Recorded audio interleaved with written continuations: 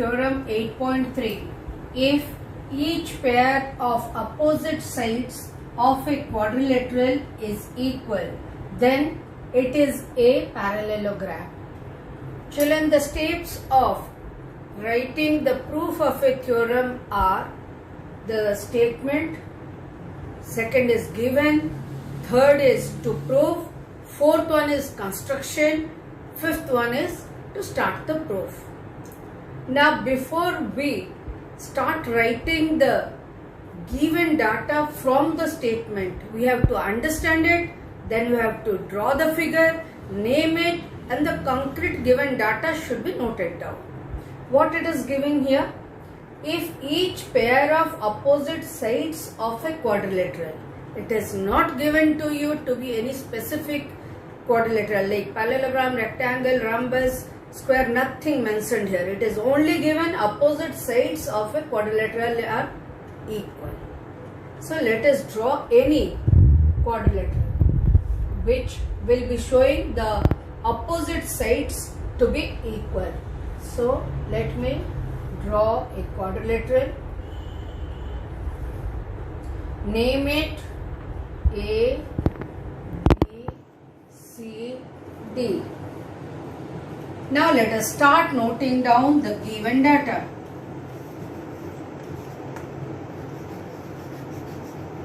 What is given to us? Opposite sides of a quadrilateral. So what is our quadrilateral? A, B, C, D. And what are equal? AB is equal to CD, AD is equal to BC. Let us note it down. AB is equal to CD and AD is equal to BC. Then what we have to prove? If this much given of a quadrilateral, then what are we going to prove? To prove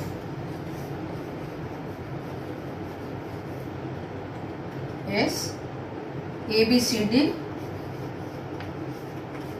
is a parallelogram.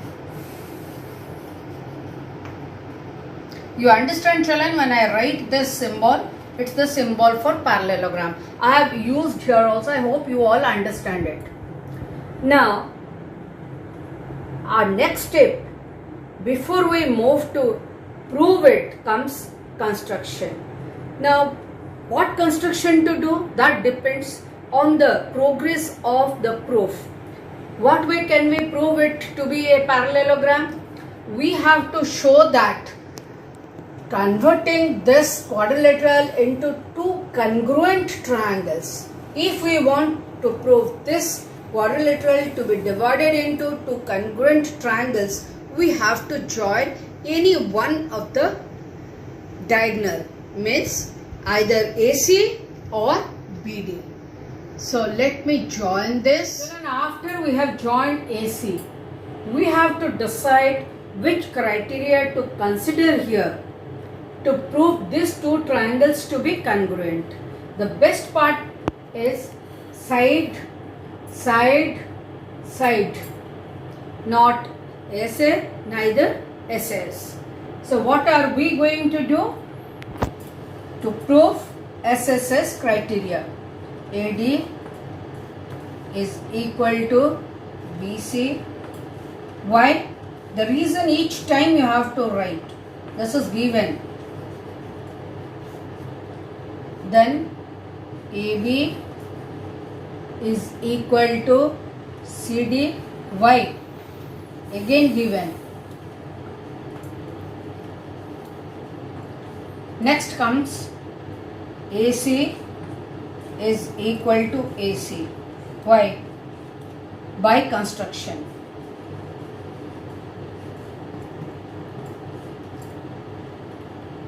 What does it imply? It implies that triangle ABC is congruent to triangle CDA. Why? SSS criteria. If these two triangles are congruent, now let us go to see the angles. What are we going to see? This angle will be equal to this angle. Now this will be equal to this. Of course, this is not going to help us in any way. Still, I have shown you. Now number it. Why this is equal to this?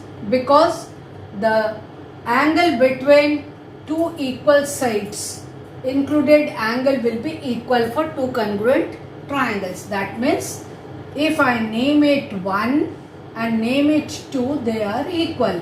If they are equal, just observe here, they are behaving as the interior alternate angles. Hence, AB will be parallel to CD. Let us note it down. From this congruency, we got angle 1 is equal to angle 2. What are they behaving? Why? By CPCT. This is by CPCT. So what does it imply? It implies that AB is parallel to CD. Similarly, if we take the other pair of angles, let it be 3, let it be 4. That means again the same thing. This is the angle between equal sides and the same side. So what we get?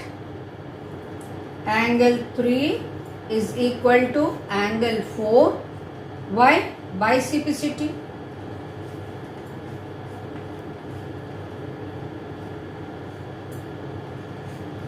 And it implies that AD is parallel to BC.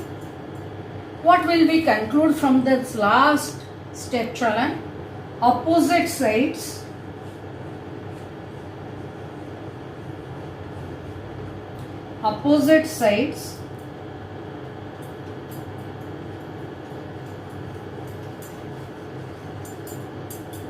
of quadrilateral A, B, C, D are parallel to each other.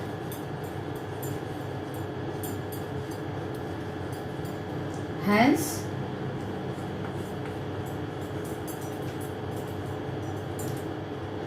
quadrilateral ABCD is a parallelogram. Proved.